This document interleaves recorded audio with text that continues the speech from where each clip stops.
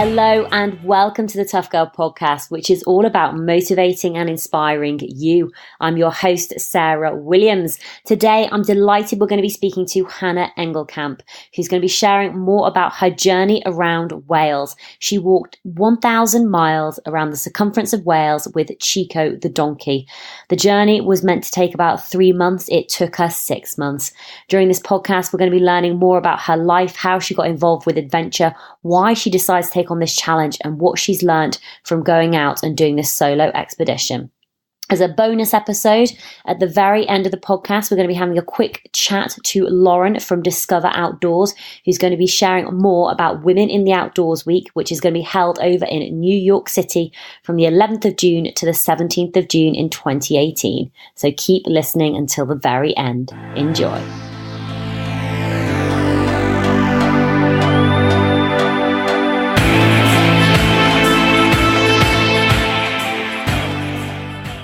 Hi, Hannah. Hello, hi. How are things with you? Yes, not bad at all. Where are you currently at the moment? I'm currently sitting in a beautiful attic above the rooftops of Aberystwyth, a small town on the west coast of Wales. Oh, it sounds gorgeous and very relaxing as well, which sounds amazing. It's very nice. Is Wales where you grew up? It is, yeah. I was born and brought up here and then spent around about 15 years in London and a few other places, and have come back here initially to do my adventure, and now I appear to be settling. Oh, fantastic. I love it. I mean, I cannot wait to talk about your adventure. 1,000 miles around Wales with a donkey. Absolutely incredible. But before we get onto that, let's just find out a little bit more about you and your background and who you are. So if people haven't heard of you, how would you introduce yourself? I started out editing adventure magazines, and then went on from that to websites. And then it seemed to be a natural conclusion of that to walk around Wales with a donkey. I would say it must have been quite fascinating, working on magazines and websites about adventure, because I know when I'm doing like interviews, I keep hearing all these incredible stories. I'm just like, oh, I so want to go do that. I want to travel there. I mean, what was that like, sort of working in the industry for so long?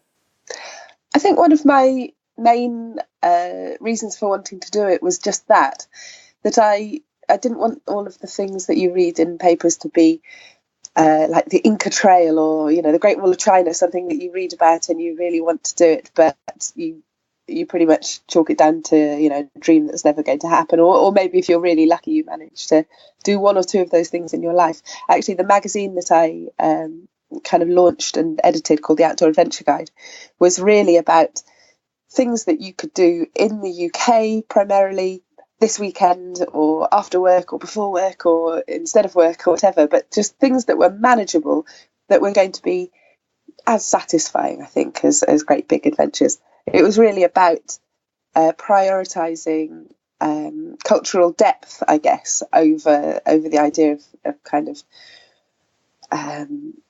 jet lag and things that needed to be a bit kind of wham bam and totally different. That instead I was really interested in things that you could do by walking out of your front door and just going and having a proper look around you. I was going to say, it's easy to get swept away by the big challenges. Not as someone who's done big challenges, it's easy to sort of say, Marathon des Sables, the Appalachian Trail. But I think people forget that actually you can have adventure on your doorstep eventually, essentially, and especially living in the UK, we're so fortunate to have the oceans around us, the national parks, these incredible walks, and there's lots of a variety of things that you can do. I mean, how did adventure play a role in your life? Were you sort of a weekend warrior? I mean, how are you making the most of it? Well, my mum was born in the UK, but then her formative years, along with her 5 younger siblings, were in New Zealand. And I've never actually been to New Zealand, but there was something about having her love of the outdoors that had really been inspired by that. I suppose that really informed my own childhood. And because we were living in the countryside, there was just a sort of obvious DIY element to it. We never had loads of money, so we did the small things that are very satisfying, which, let's face it, are what kids want to do in any case. camping or, just heading off on bicycles or whatever. We had camper vans when I was little. And so there was a real sense of always being outside. And my own toddler is just like that these days. We spent the morning today on my mum's allotment, and I rarely see him so completely engaged and disinclined to complain about anything. He was just really happy digging up worms and throwing stones into the water butt, and we made a little fire. And it's the kind of elemental things of life are very simple and very cheap and very much exist in the UK as well as anywhere else. How old is your little one now? He's just turned 2. Just turned 2. Oh, amazing! Because I'd love to talk to you as well, just about incorporating adventure into your life. Now you've got a child as well.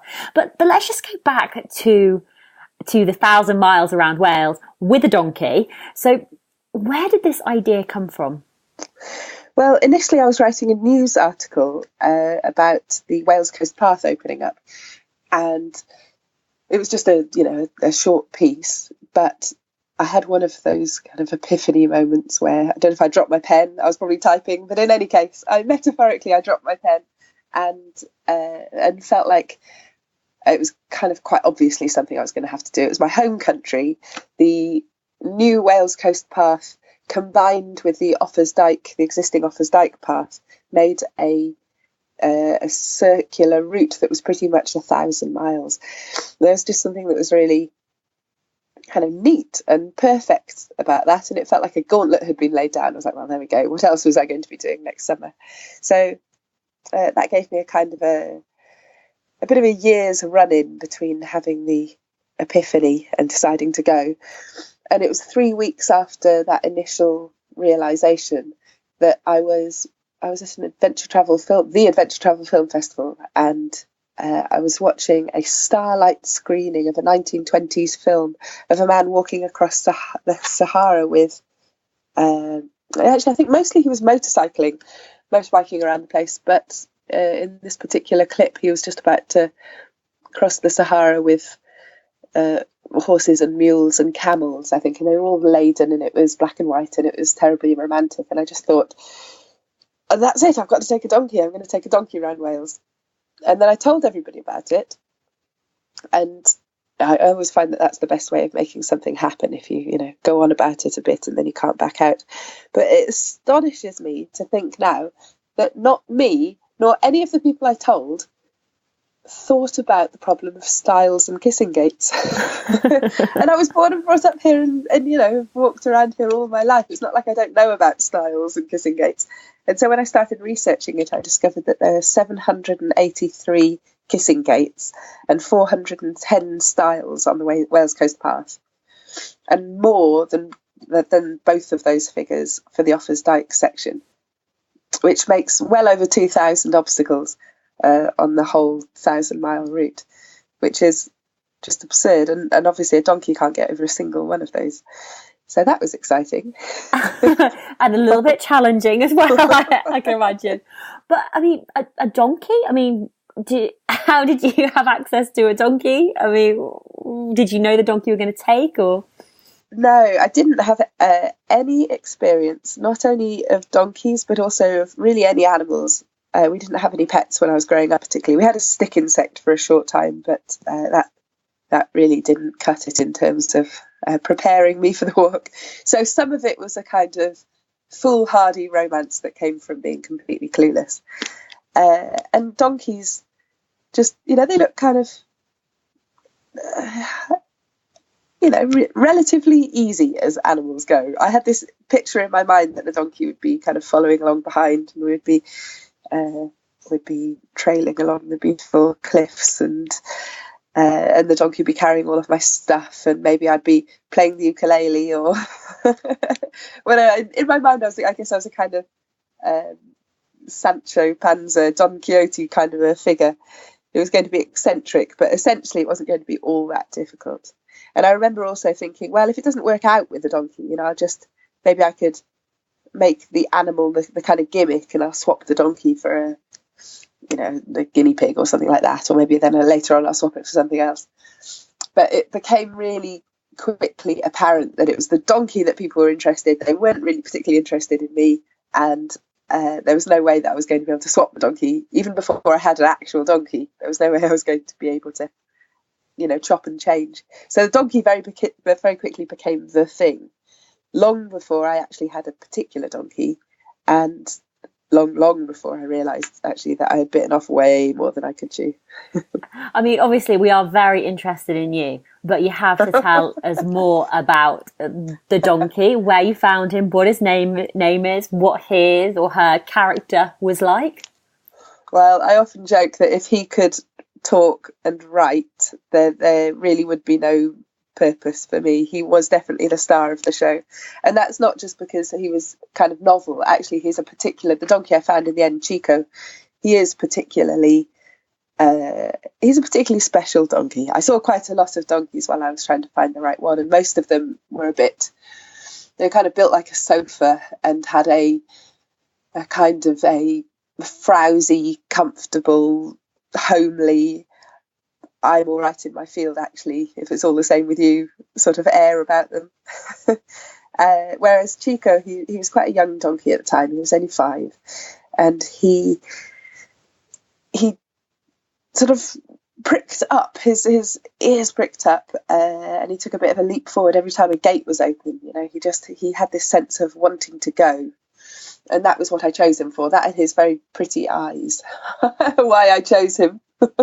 Which is just another example of how much of a novice I was at the time, because actually it turns out that that's not a very good reason for choosing a donkey. It's like trying to find a man. You said finding the right one. It's like, how did you know? And he had pretty eyes.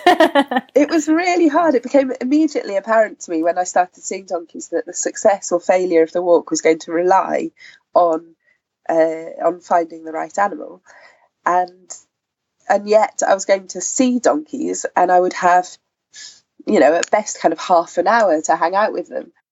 I'd be looking at the donkey, just trying to, willing them to communicate with me their sensual nature, which is really tricky because, of course, they're as complex as we are. They're as multifaceted. Maybe I was seeing the donkey on a bad day. Maybe it was tired. Maybe it had a row with another donkey that morning, or it just didn't like the look of me, or it was a windy day and that upsets them, or whatever it was. It was interesting for me really to come to understand that an animal is as given to moods and things as human beings. Absolutely. So how before you headed off on this adventure, I mean, did you have to, what sort of planning and preparation did you have to do? Were you leaving your job? Was your job going to be there for you at the end of it? Were you going to be working as you went? How were you going to balance that? I had been freelancing, working on a ski magazine, working from London, but from my own kind of office setup. So in some ways it wasn't too difficult to bow out of that. I had been doing it more than full time, so it was quite, it was a big change of scene. But actually it was the mental side of stopping what I was doing and doing something completely different that was much bigger in reality, really, than it worked out in the end. I think that was a big deal. I needed that run-in to make that change. I think you get very used to the job you're doing and the lifestyle you have, not to mention you live to your means. I probably did as much as anybody else does, so you get used to the amount of money that you've got coming in, and you have all sorts of direct debits and things that pin you to the ground, keep you still. So the idea of just stopping everything and getting off was quite a big one to navigate. But one of the things I found, I'd been thinking for a long time about doing something exciting, and I discovered as soon as I started to put this in motion that it was actually easier in a way to take 3 months off my job than it was to take 3 weeks. 3 weeks is kind of, it's a difficult time to find 3 weeks in a summer where no one's getting married or the job doesn't need you or whatever. But when it's 3 months, it's a bit more serious, and you can, as soon as I started saying, well, I just can't do anything between for May, June, July, I'm just going to be busy. That made it a bit easier in a way. I don't know if that'd be the same for everybody, but I remember being quite surprised by it myself. And then, of course, the walk actually took closer to 6 months, so that was a shocker. But then, of course, while I was on the walk, there was no option. As soon as the wheels were in motion, or the hooves were in motion, I knew that I was just going to carry on going until it was finished, however long that took. Oh, fantastic! So, I mean, when you looking back now, planning for a challenge like this, I mean, I think it's challenging to just plan for yourself to walk around the 1,000 miles around the perimeter of Wales. Now you're, adding in a donkey as well. That there's the two of you. You're starting the trip. How did you plan for this challenge, especially with the stiles and the kissing gaits? How did you account for all of that?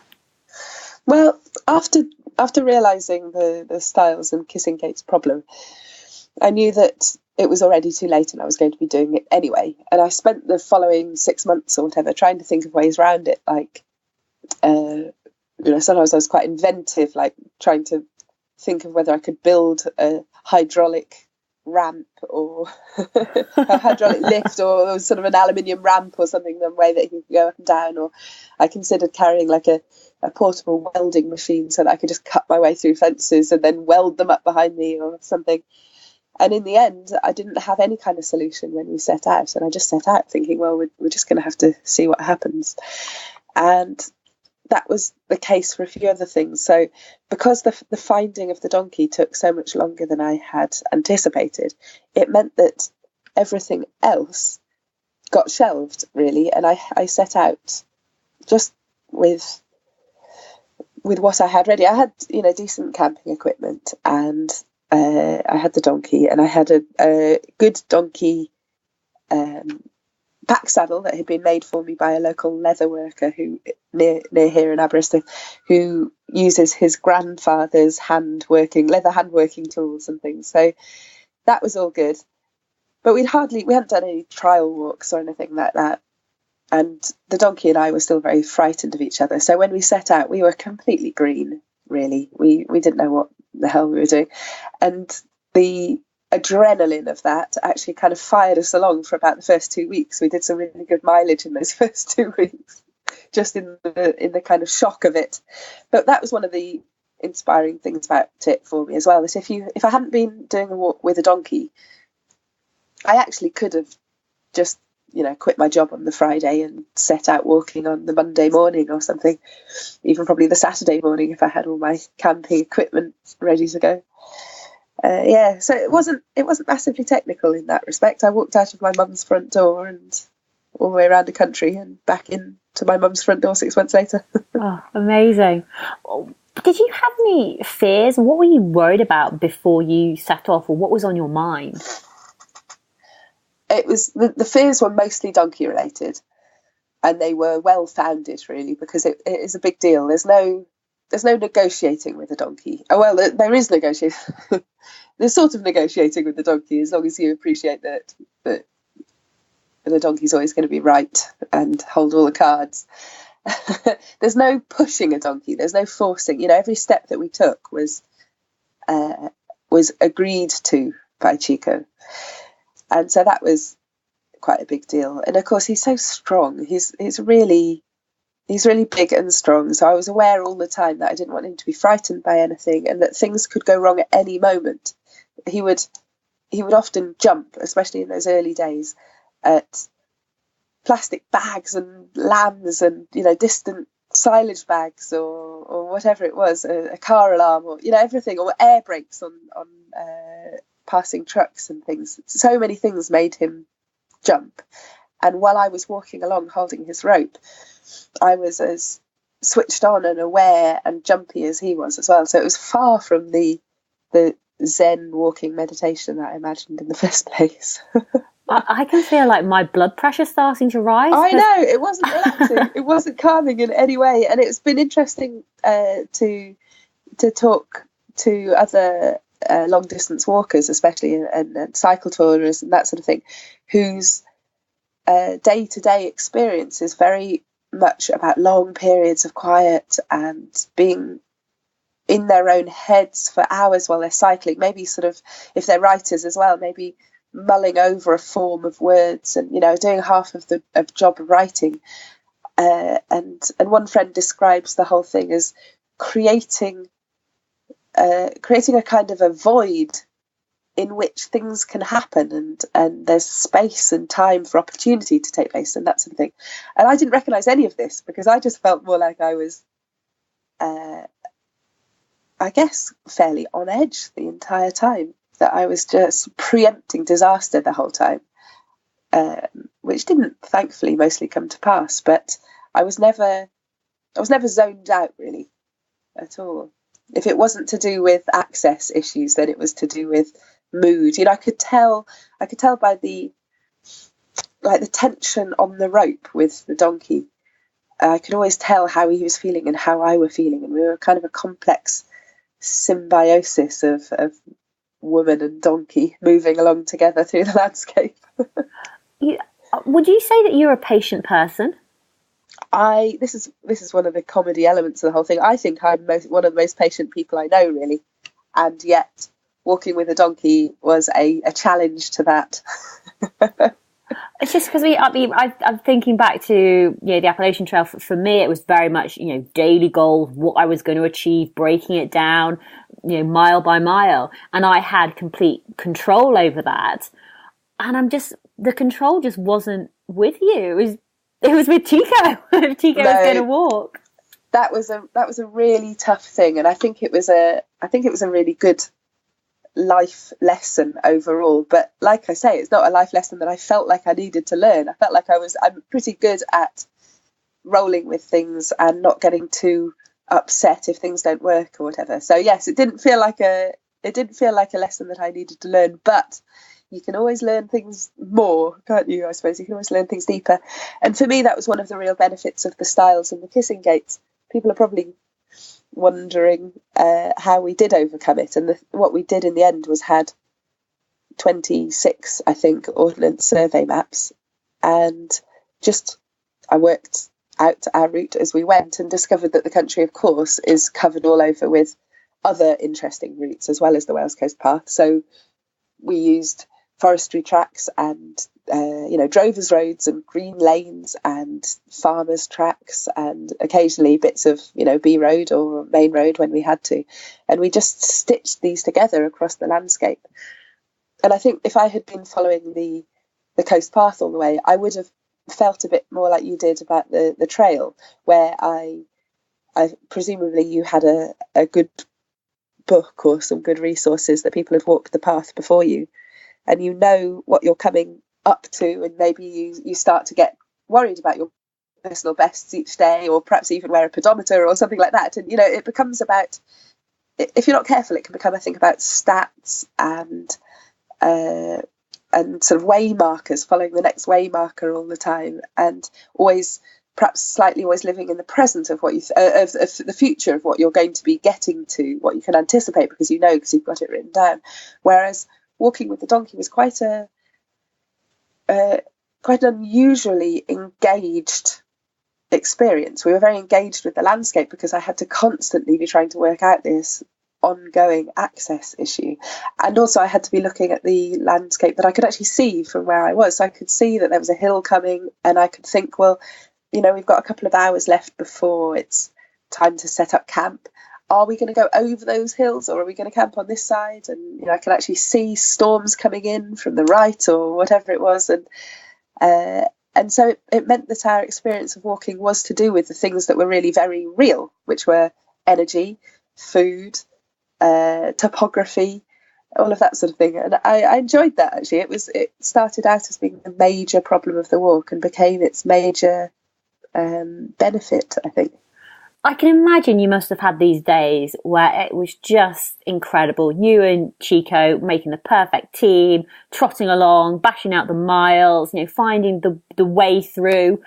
And then you must have also had those days which must have just been the most challenging or frustrating or angry days where you thought, why am I doing this again? Did you ever want to quit? I think I always knew I wouldn't quit. And you probably hear this from most of the people you talk to, that you just can't entertain the idea that you might quit, really. Otherwise, your resolve would start to fade, I suppose. The bit that was hardest for me was coming down Offers Dyke, where I suddenly got quite close to Aberystwyth. It was probably only 2 days' walk if I had turned immediately to the west and just walked home. And yet I had a longer half still to do. And I wasn't even quite halfway either. So I made the mistake of thinking I'm nearly halfway, and then it was a couple of weeks before I was actually halfway.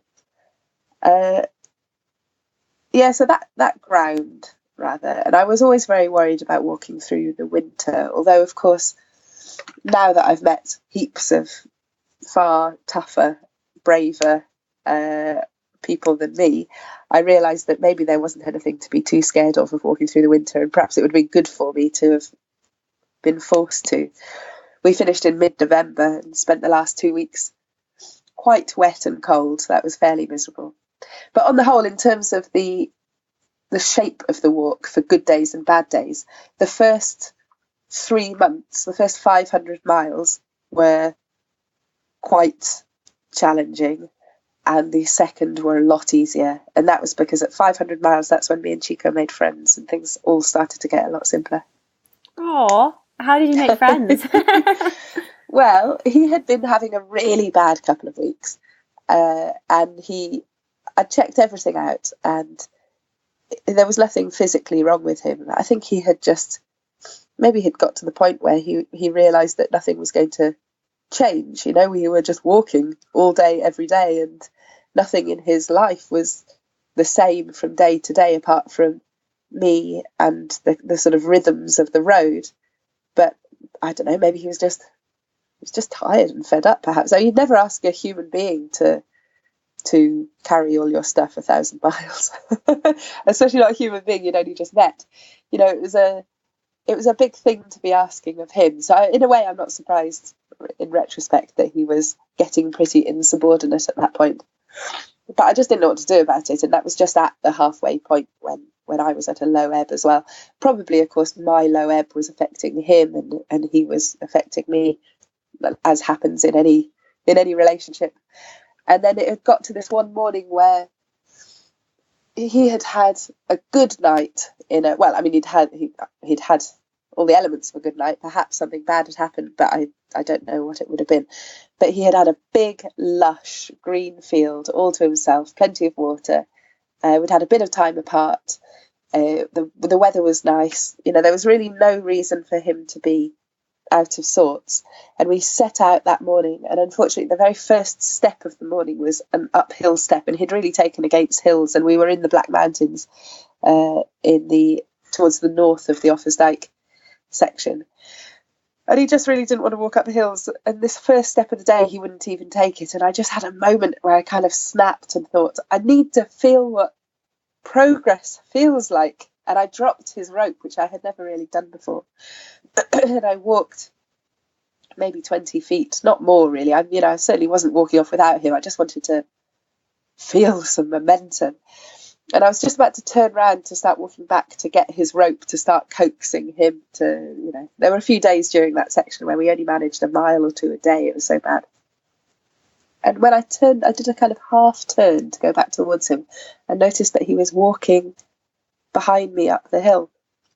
And so I carried on walking, and he carried on following me, and everything changed in that instant.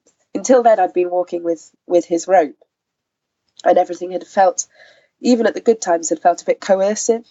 And then from that moment on, it felt like he was following me because he wanted to. And of course, I know in a way he was following me because I had broke down by that point everything else that he knew in the world, and there was only me as his one point of contact. So I don't know, but it felt good. It felt like we had got to a point of cooperation and a kind of a point of friendship in a way as well. And from then on, we walked with him off the rope as often as we possibly could. Pretty much all the time if there weren't cars around. And yeah, everything changed.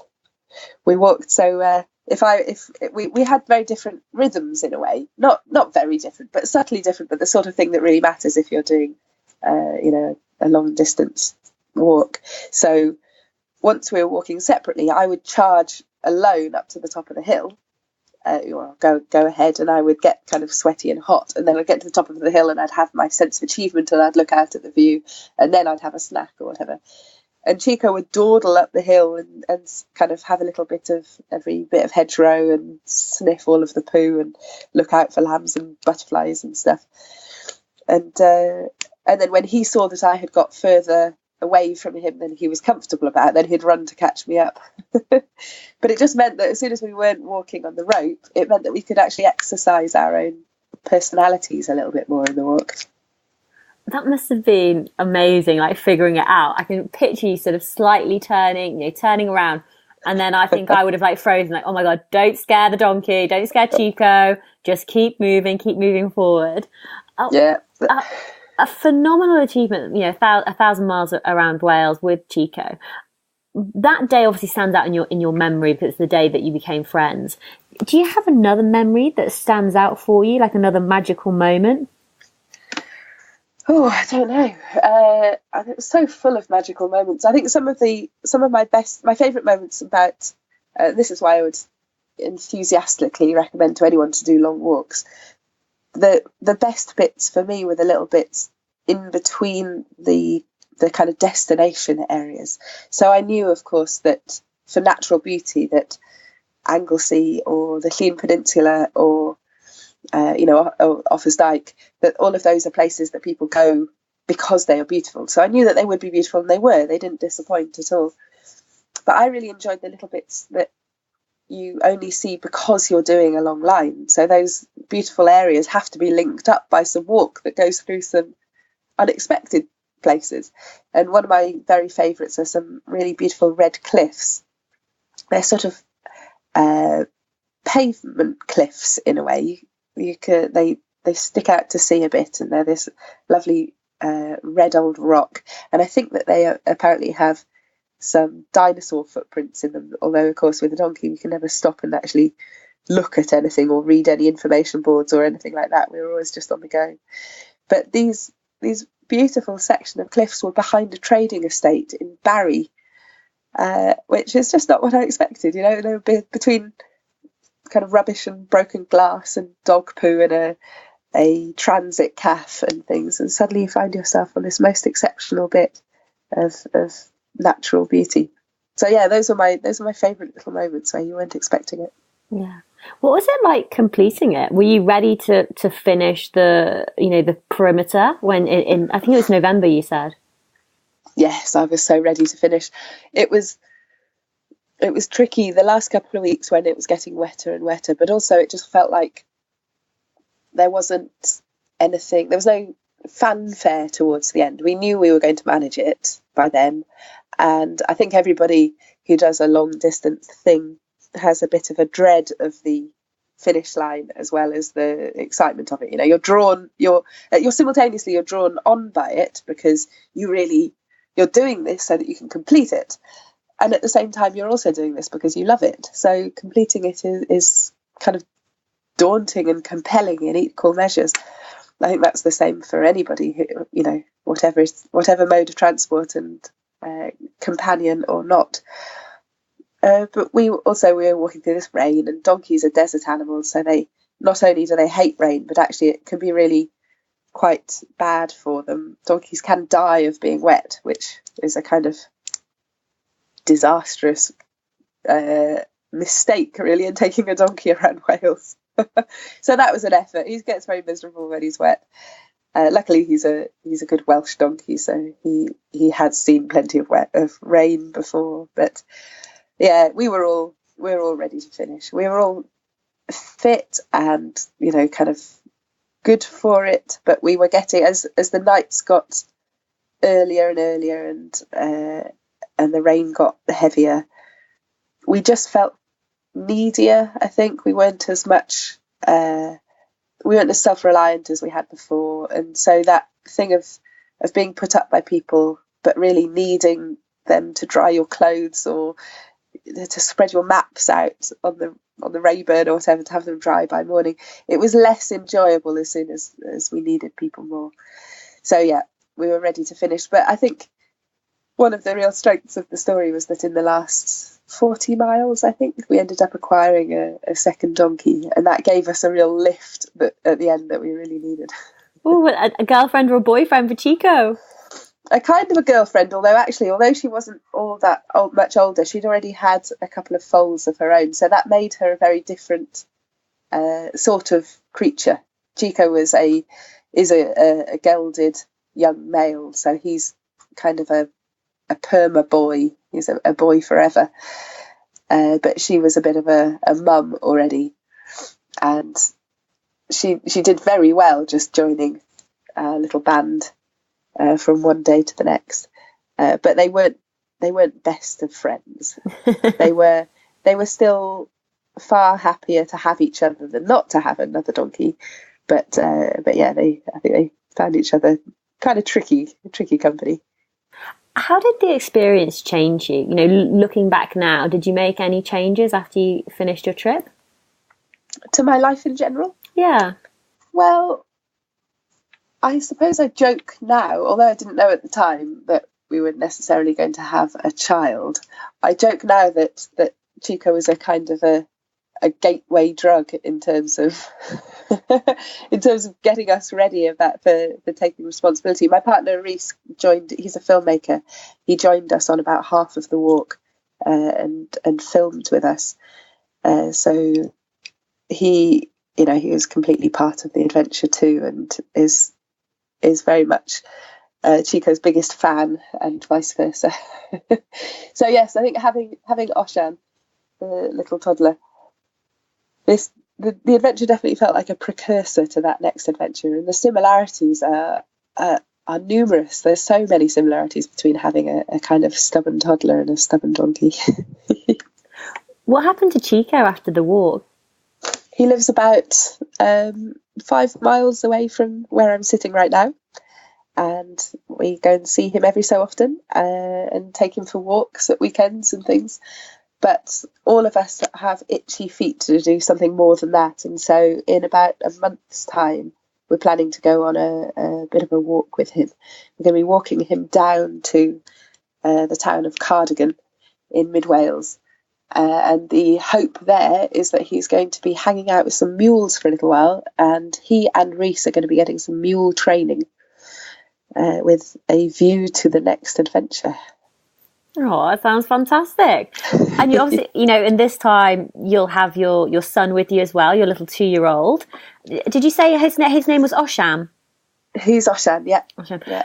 So how has your life changed after having a child in terms of, either going on adventures or your own sort of health and fitness and ability to, drop everything and to head off?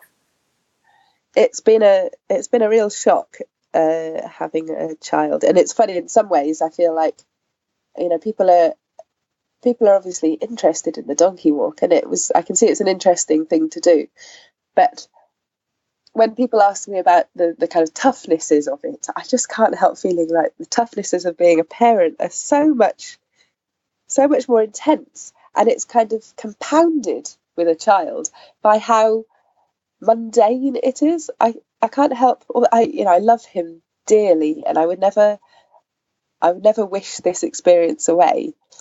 But I think that women and mothers don't get the opportunity, or don't seize the opportunity often enough, to talk honestly about what a complete catastrophe it is for your life and your identity, and everything that you previously held dear is no longer applicable. You are brought low one day to the next, and trying to find yourself in all of that, I think, is my life's challenge really at the moment. It's a big deal, a really big deal. And 100%. I mean, I don't have children, but I know many members of the tribe who do have children, and exactly the things that you've hit upon. It's this either loss of identity. It's raising a child. I mean, it's just it's so massive and so important. It's possibly one of the most important, if not the most important job out there. And I think you hit the nail on the head. Mundane, like the intensity of what you're doing and still trying to have a life. I mean, have you found your this sounds weird, but have you found your life again? Have you started to feel more like you instead of just being a mother? I have. I've made some big breakthroughs just in the last, well, I say I have. Oshan's made some big breakthroughs in the last couple of weeks even. So since Christmas, he's started talking, and that makes a very big difference, because now we can chat about things. And Chico had a sore foot a few weeks ago. He had an infected hoof and had some antibiotics. And Reese was away filming in Yemen at the time. So Oshan and I were dealing with it with Oshan on my back, and he was very involved with it all, which is lovely. I'd have probably left him behind for simplicity otherwise, but it's really made a big effect on Oshan, who quite regularly now says, "Chico, sore foot, muddy, sad." And he tells me this little story of Chico all the time, and you can tell that he and Chico are really, well, he's really getting fond of Chico, and Chico has a great capacity for patience, I think, with children. He's a big, strong animal, and yet he's always on the walk as well. He always understands that children are different and treats them with a lot more care. So I have high hopes that the two of them are going to be good adventure fellows. And of course, Oshan loves being outdoors. Being outdoors is his naturally favourite place to be, and he can walk now. He's been walking for a year, and he loves walking, and he loves the small things. He's really interested, obviously, in sticks and stones and insects and worms and hedgerows and things, and he's not driven by summits and mileage and things. But then, of course, that's what I had to learn to give up on the donkey walk myself. So there's many similarities about that engagement in the landscape, I think, that I had to learn on the donkey walk, that Chico, that's how he lives in the landscape, and that's how Oshan wants to be in the landscape. So I feel sure that I can hit on some way that we can all be outdoors and that we can all be satisfied. But at the moment, I'm not quite sure how that is, but that's going to be this summer's work. I think the hope initially is that we're going to be going to this kind of slightly off the wall band of creatures are going to be heading somewhere beautiful, possibly also with a mule that can be ridden. Chico is a pack animal, maybe a bicycle for me and Oshan in the first instance, perhaps a little donkey saddle for him as well, if we ever feel that brave. And we're just going to go and see what happens, I think. I think what we're talking about, adventure. I think what's exciting for you being a new mother, when you do spend time with your son outside and you're seeing him see the things for the first time, and he's discovering the outside and water and playing and animals, that is a mini adventure that he is having. So adventure can still be a part of your life, even though you're not, trekking 1,000 miles around Wales. I mean, one of the things that you've done as well, you have actually written a book, and there is a film. Tell us a little bit more about that. Is the film finished now? It is, yeah. The book and the film were both finished 3 weeks before Oshan was born, which was, it really felt like one adventure to the next. The filmmaking and the book making took a lot longer than the actual walk itself, and were in themselves big old challenges. I think probably anyone who's written a book will tell you the same thing.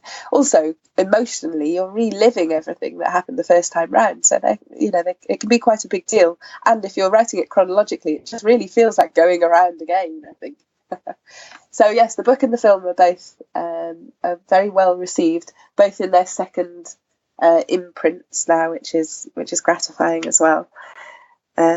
Yeah, I'm really proud of them. They made a lot of. I had intended to write and film the whole thing and document the whole adventure from the start, and in many ways, the process of doing those things made sense of the hardships of the walk. Of course, that something that would have been situations that would have been quite miserable. Actually, because I was documenting them, I could at least see them in a slightly. Maybe one step removed. I could think to myself, well, at least this will make a good chapter. Reese, early on, when I was having a really tough time, Reese handed me a camera and said, "Look, if you're miserable, I'll be happy." It does. That's brutal. It makes the most. I think people love it though, because I think my most popular videos on YouTube are the ones where I've twisted my ankle and I'm sobbing and I'm crying, and it's got something like 8 or 9,000 views. So I think people sometimes like seeing people in a bit of misery. But if how can people get a hold of your book and film? What's the best way to go about that? So I've got a website which is seasidedonkey.co.uk. And you can get the book and the film on seasidedonkey.co.uk. Oh, fantastic. Hannah, can you give us some final words of advice from you and Chico for other women listening out there, other women who maybe just had, new babies, got children in their life, they want to incorporate adventure? What's your sort of top tips? Well, my top tips. I think that in terms of getting out there, the thing that has always done it for me has just been to go, not to worry too much about where and how long for, but just to get the tools that you're going to need and to head out and keep an eye out, be sort of open-faced, I guess. Ask people for help, because everyone loves to be asked for help, and to immediately start to make, I think it's very difficult not to make kind of meaningful associations with people straight away. So that's my general rule for adventure. Go out with as little money as you can manage to take, and try not to put it off for whatever reason is all consuming in your mind. Just try and go and do it. The baby thing, I think, is probably more or less the same, except if you're having a really rough time of it, just don't for a while. Don't go out and do it. I think it's very, very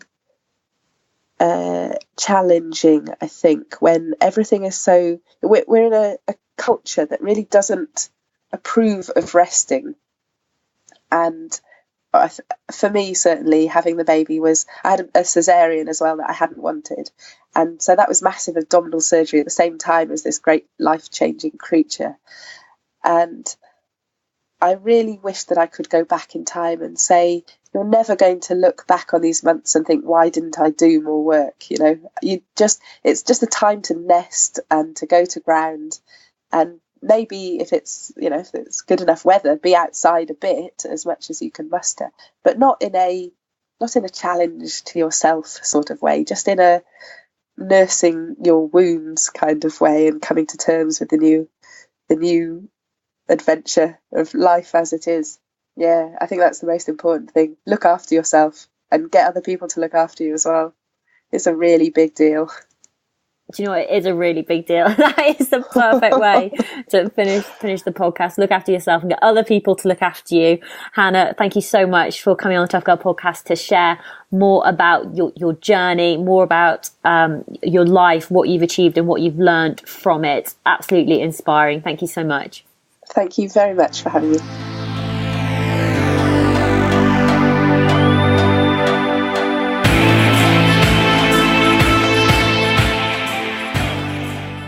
Today, I'm very excited that we're going to be speaking to Lauren Skinnetshi, who is based over in New York, who works for Discover Outdoors. Hi, Lauren. Hi, thanks for having me. Oh, you're welcome. How are things over there? They're rainy today, but at least it's not snow, so we're excited.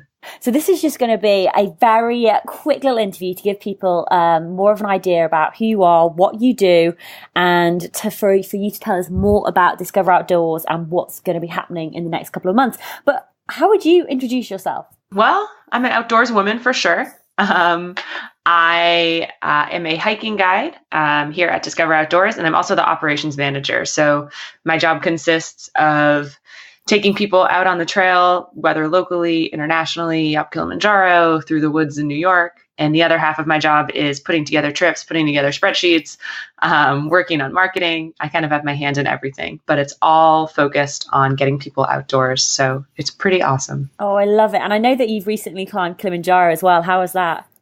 It was amazing. So that was my second trip up. Second time is a lot different from the first. It's really great to know what to expect and to really be the facilitator to help get people up to the top. We had 100% success rate, but more importantly, everybody came away having learned something, having been safe and happy and healthy, and feeling really confident and great about themselves. So tell us a little bit more about Discover Outdoors. Sure. So here in New York City, it can sometimes feel like nature is this crazy other thing that doesn't exist and that you'll never have access to. You go through your day-to-day being surrounded by high buildings and loud noises and crowded streets. So Discover Outdoors exists specifically in New York to give people that live in the city access to the outdoors. So we'll do everything from a 3-mile hike followed by a visit to a local winery, all the way up to adventure travel, just like we said, Kilimanjaro, and also domestically. So our whole goal is to give people an access point to the outdoors wherever they may be in their outdoor growth. So whether they're brand new and they've never been hiking before, or, they grew up hiking but somehow kind of fell off of it, or they're super athletes but they don't have a car to get out to the natural places that they want to explore. We try to fill in that gap. Over the past few years, we've also grown to involve a youth program. We also have a corporate program, and we have women-specific programming as well. So just trying to give anybody an entry point into the outdoors to incorporate it into their lives. Oh, no, that's fantastic. Now, I actually got introduced to you by a good friend called Adelaide Goodeve, who shared more with me. I can't remember if it was last year or the year before, but you were starting up Women in the Outdoors Week, which was going to be this, well, I'll let you explain. What was this idea that came about? Sure. So Women in the Outdoors Week started last year in 2017. So 2018 is going to be our second annual running of it. And it just came to be because we have a very strong female guide team. Our guide team's pretty evenly split between men and women. And a lot of our clients that we take out are women as well. So in some of our internal discussions, it kind of came up that there seems to be a real need with women, especially nowadays, to reconnect with nature, to come together as a group, to build community, to find empowerment. And we decided to just build a week where we could really celebrate that. So the purpose of the week is, we kind of say it's threefold. It's empowerment, it's education, and it's activation. So we have a series of classes and workshops to cover the educational aspect, teaching women how to backpack, how to plan a trip, how to live a sustainable life. The empowerment part comes through outdoor trips and presentations. So we bring in some athletes to present. We put together women's only skills clinics and outdoor trips. And the activation is just through the connection, through the community. So we have a lot of partners that are involved. We bring women together and maybe hope that they connect with new hiking partners that they're going to go do amazing things with. So it's really just a time to celebrate our community and to welcome new women into it. Oh, I love that so much. It's so, like, everything that you've talked about is stuff that I am so passionate about. Tell everybody a little bit more about Women in the Outdoors Week. So when's it happening? How does it work? How can people get involved? Sure. So it's June 11th through 17th, 2018. And right now we're just based in New York. So that's where it's taking place.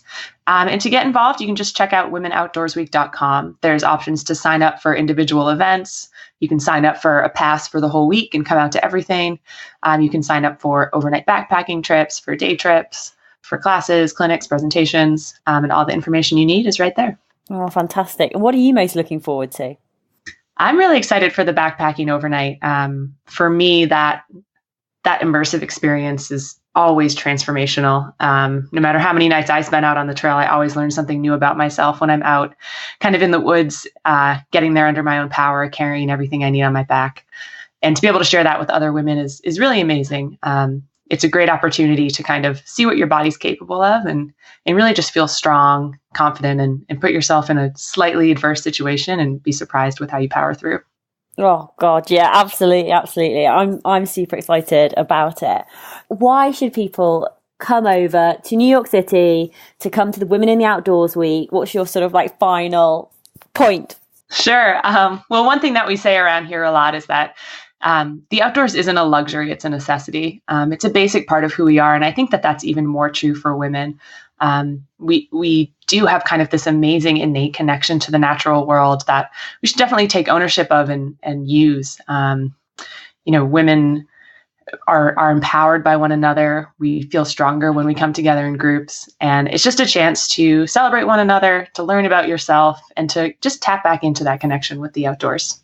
Oh, fantastic. Lauren, absolutely love it. I'm super excited. So just finally, where's the best place to find out more information and for people to go and get their tickets? Sure. So you can go to womenoutdoorsweek.com, and that'll send you right to the site that has the trip listing. It has the option to buy a full pass, and it has all the information that you need about the events. Oh, amazing. I'll be making sure that I put all the links in the show notes so that you can find out more about Discover Outdoors and Women in the Outdoors Week. Lauren, thank you so much for coming on and telling us a little bit more about it. Awesome. Thanks, Sarah.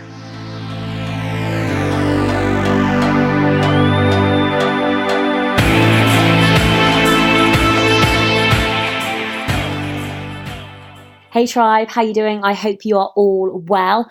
I am so excited about going over to New York City to go and attend Women in the Outdoors Week. It's just this incredible opportunity to network, to connect with more incredible women on the other side of the pond. Obviously, if you are a listener of the Tough Girl podcast and you are from New York City or you're going to go, please do get in contact with me because I would love to meet up with you. Send me an email, sarah@toughgirlchallenges.com. Send me a tweet, send me a direct message on Instagram, because while I'm over there, it would just be fabulous to meet up with you for a coffee. And if there's enough of us, we could maybe do a meetup. Now, I'm not actually going alone. The incredible Adelaide Goodeve, a really good friend and previous guest from the Tough Girl podcast, is going to be coming along as well, which is super exciting. So Adelaide has her own podcast called The Wild Show. You can check out her website at adelaidegoodeve.com. And while we're over there, what we plan to do is to do lots of podcasting, lots of video interviews, as well as creating fabulous content to share for Discover Outdoors Week and for also our own podcasts and our own vlogs and YouTube channels, etc. I'm putting this out there now, so it will give me added incentive to actually do it. I want to try and vlog while I'm over in New York City, just to show you a little bit more what it's like while we're over there, why we've gone, what we hope to gain from it. So that'll be really, really exciting. But it's just like I said before, it's an incredible opportunity to just connect with more women, make some more connections in the adventure community and the explorer community and women who enjoy health and fitness, but also to spread the word about the Tough Girl podcast to another audience. So that's going to be super fun. As always, I really do appreciate you listening to the Tough Girl podcast, especially if you're a new listener. Thank you so much for checking us out.